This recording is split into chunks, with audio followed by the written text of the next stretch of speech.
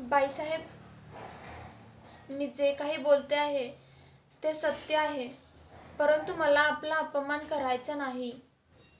अहो, तुम्ही आमच्या हाताला काम दिलं, त्याचं तुम्ही आम्हाला मोलही देत आहात.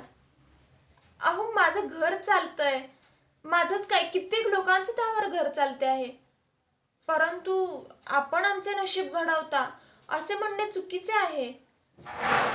म्हणजे माफ करा, आपलं मन दुखवण्याचा माझा हेतू नाही, परंतु आमचं नशीब तर आमचे स्वामी घडवतात. अहो, तेच आमचे खरे पोशिंदा आहेत. अहो, आमचंच काय, तुमचंही नशीब तेच घडवतात. माफ करा बाईसाहेब, मला आपलं मन दुखवायचं नव्हतं, किमान तसा हेतूही नव्हता माझा. येते मी.